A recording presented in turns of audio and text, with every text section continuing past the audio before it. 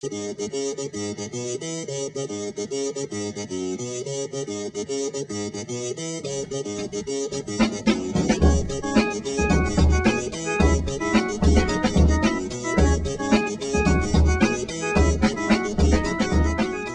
is a town generally known for its shopping centres, sprawling masses of grey office blocks, and being a home for numerous celebrities.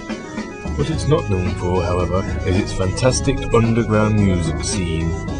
With so much talent around in so many different genres, it must be so difficult to get yourself noticed. Many bands give up before they've even played a show.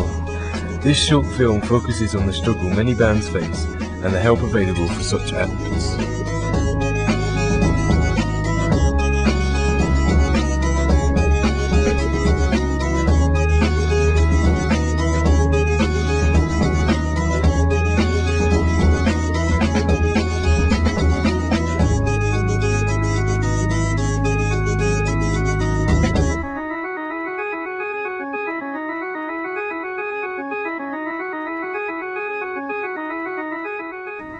To begin with, of course, you have to start your band. We asked around to find out how difficult it can be.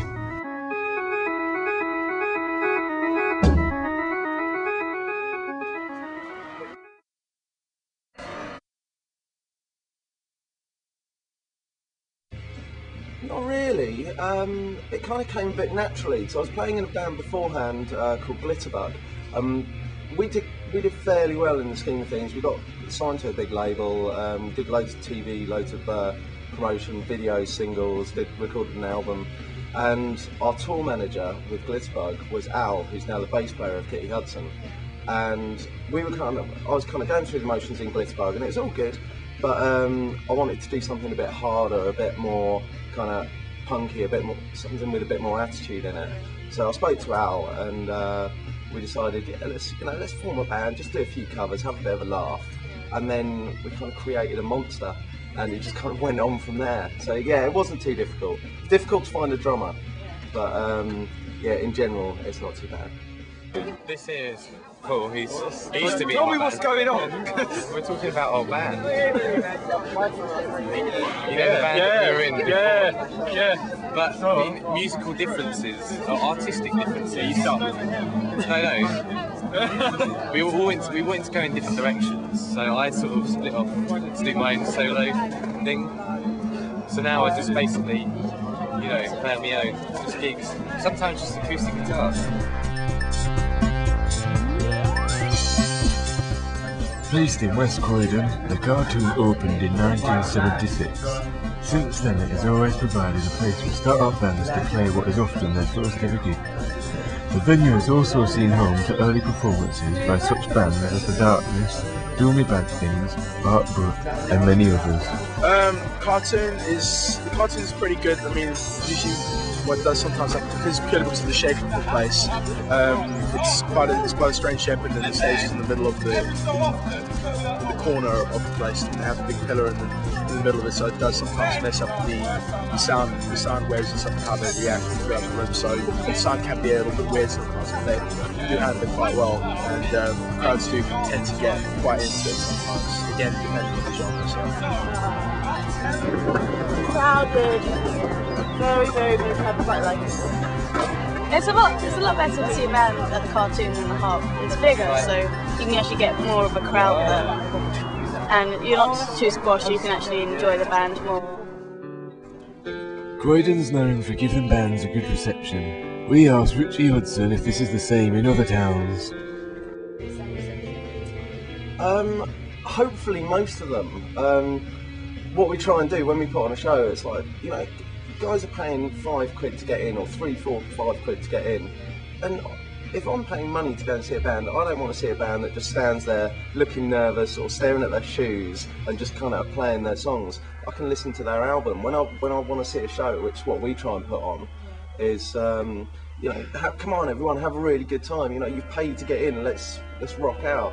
And it seems to work quite well, because if you're having a good time on stage, then the audience can kind of feed off that as well.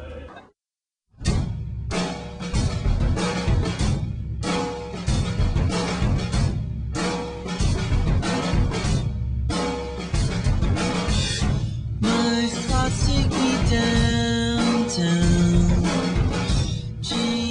The Cartoon may be the most prominent music venue in Croydon, but it is by no means the only one. As well as the Ship and the Black Sheep Bar, there is also the infamous Harp Rock Bar. The Harp has spent the majority of its life as an average pub, but in 2003 it was transformed into a heavy metal bar. Though it is the newest venue on the Croydon circuit, it has also established itself quite a reputation. It is slightly less inclined to provide a stage for brand new bands, but is a popular haunt for some of Croydon's bigger bands.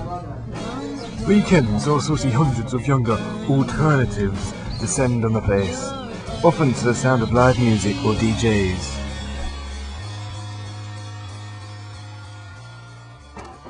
It gets too packed when bands are on, so you can't really breathe all that well. It gets too hot. There's loads of 16-year-olds there. At the Harp, it depends who's playing, but it's usually quite good.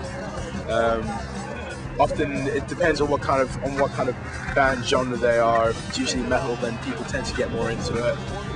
But if it's punk, people will. It depends. It really just does depend on what crowd comes in, because each genre reacts differently to their band. It's alright. Actually, I think the sound quality at the Harp is a lot better than like a lot of other venues I've gone to around Croydon. Not too loud, not too soft. It's just nice.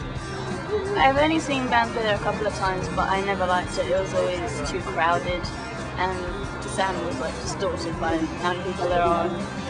It's just, I don't know, there's a lot better places to see bands play. Rock Bottom, a music shop stroke practice studio in West Croydon, charge about £25 for a 4-hour session in one of their rooms, equipment included. Seems a little expensive, especially as most of their customers are hard-up teenagers. Still, their prices are the cheapest going in Croydon. It depends when we practice. It can be quite challenging sometimes because serious bands want to practice about once a week, and rehearsal costs can be quite like asking of your financial stakes. Of course, to begin with, you have to think of a name for your band. The one I'm trying out for is called Flesh Rots, and then the other one that I'm maybe in at the moment, just trying to form again, because they broke up and they're trying to reform. Don't have a name at the moment, so. Was the name of our band. Why didn't he see that coming? But then apparently it was a bit too sort of offensive. So, you've got your band together, decided on a name, style and whatnot, you practiced the very strings off your guitars, got a set list together, and they've even found a venue to play in. You're ready to go.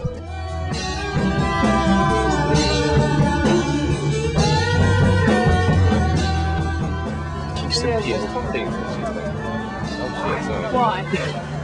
Because from what I hear, it's quite a good venue. The stage is quite high up, and the audience tends to be very enthusiastic when they're listening to the band.